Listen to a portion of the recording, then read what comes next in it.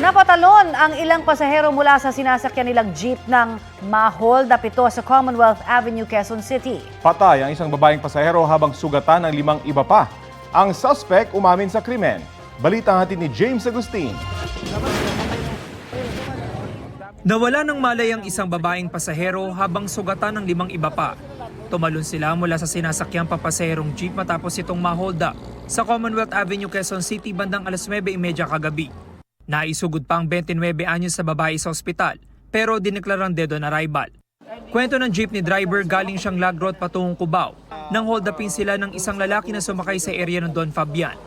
May dala raw kutsilyo ang sospek. Pinakita lang niya, hold up ito, amin na yung mga bag nyo, sikang ganon. Ay yung babae, nanlalaban, ayaw niya ibigay yung bag niya kasi nandun daw yung ID niya, mga ano niya, inambahan siya, inambahan yung babae ng sasaksakin baga, kaya binigay na niya. Tumalo ng ilang pasahero maging ang kinakasama ng jeepney driver dahil daladala niya sa bagang halos 1,000 pisong kita nila sa pamamasada. Malapit na yung hold-upper sa likod namin, nakala ko saksak na kami. Kaya nataranta ako, hindi ko alam ang gagawin ko, natatalon talaga ako. Tumakas ang salarin pero nahabol siya at binugbog ng taong bayan. Nabawi sa kanya ang bag ng nasawing biktima at ang ginamit na patalim. Pagdating namin sa area, nandun na yung mga riders na umahabol sa suspect natin. Kami naman, dumating kami doon, inawat na lang namin sila kasi may sakitan nang nangyayari. So, inawat namin yung mga sibilyan, nilagay namin sa mobile yung suspect para hindi na masaktan. Nagtamo ng sugat sa iba't ibang bahagi ng katawan at umiika ang 54 anyos sa sospek. Dati na siyang nakulong dahil sa pagnanakaw. Inamin niya ang panguhold up. Ay ko na pong kasalanan sa pamilya ko. Nuran po akong trabaho. Tama lang bayaran ko ang nagawa kong kasalanan. Itinurn over sa Criminal Investigation and Detection Unit sa Camp Karingal ang sospek na maharap sa mga reklamong robbery with homicide and physical injuries. James Agustin, nagbabalita para sa GMA Integrated News. Tinitingnan ng Land Transportation Office ang posibilidad ng dagdag multa sa EDSA busway violators.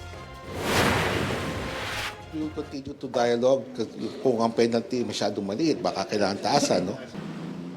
November 2023 nang huling taasan ng MMDA ang parusa sa mga masisitang dumaan sa EDSA busway kahit bawal. 5,000 piso para sa unang paglabag.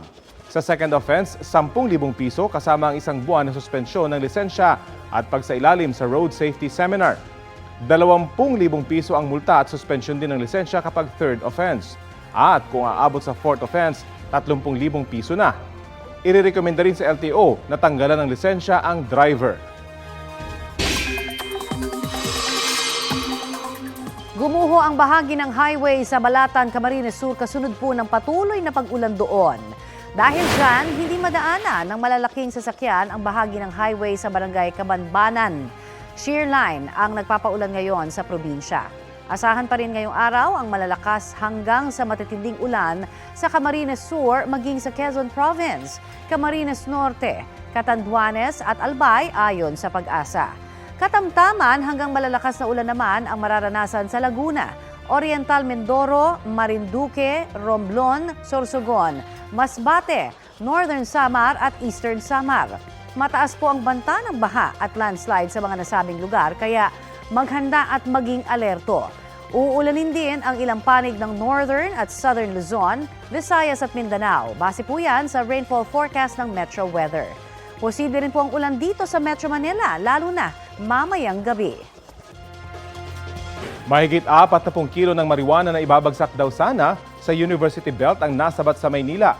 Inamin ng nahuling suspect sa pulisya na nagbebenta siya ng illegal na droga dahil wala raw siyang trabaho.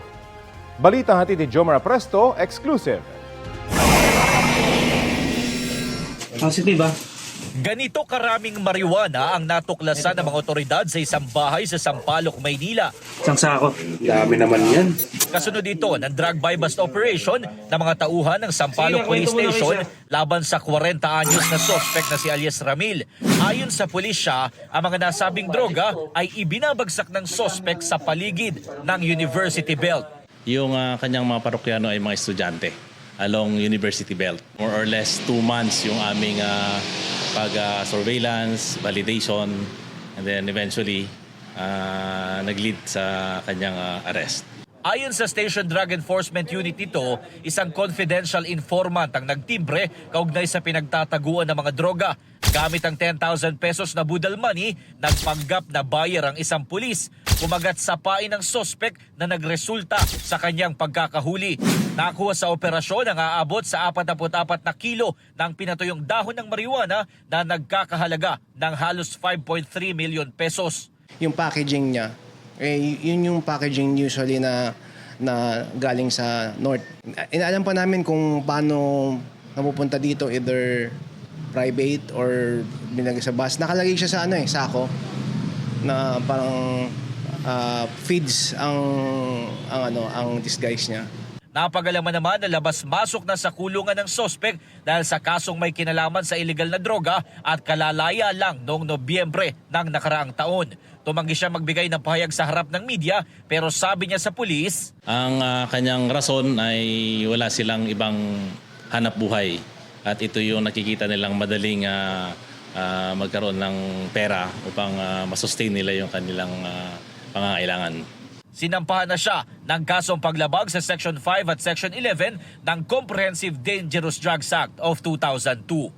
Jomer Apresto nagbabalita para sa GMA Integrated News. Samantala, pinabulaan na ng BestLink College of the Philippines ang mga kumalat na impormasyon online tungkol sa kanilang off-campus activity sa Hermosa, Bataan nito pong linggo, January 26. Sabi ng BestLink, hindi raw sinasalamin ng mga online report ang totoong nangyari sa naturang aktibidad. Gawa-gawa lamang daw ang mga kumalat online para sirain nila ang reputasyon ng paaralan. Bukas daw ang administrasyon ng BestLink sa independent fact-finding investigation.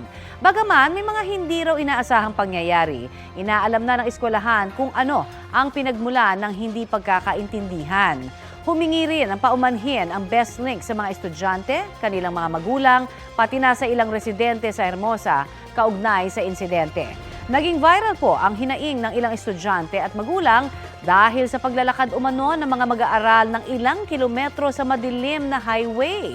Sabi ng ilang nakausap ng GMA Integrated News, hinahanap noon ng mga estudyante ang sasakyang bus pabalik sa Quezon City dahil pumarada raw sa ibang barangay. May ilan pa umanong hinimatay dahil sa pagod, gutom at uhaw dulot ng nasa 4 na oras daw na paglalakad. Pasado na sa ikalawang pagbasa sa Kamara ang panukalang tapyasan ng dagdag na buwis kada taon ng mga tobacco at vapor products. Batay sa House Bill 11360, 2% na lang ang itataas ng excise tax sa mga taong magtatapos sa even number simula January 1, 2026. Habang 4% naman ang itataas sa mga taong nagtatapos sa odd number simula January 1, 2027 hanggang 2035. Mas mababa yan sa 5% na itinataas kada taon simula 2024 sa ilalim ng sin tax law. Sa ilalim rin ng panukala, dapat magtakda ang BIR ng floor price o minimum na presyo ng mga nasabing produkto. Ipinasa rin sa ikalawang pagbasa ng Kamara ang panukala na bubuo ng tracking at tracing system para sa produksyon, pag-angkat, pag-imbak at pagbebenta ng mga sigarilyo, vape at iba pang katulad na produkto. Magkakaroon din ng digital code sa mga ito para masawata ang smuggling.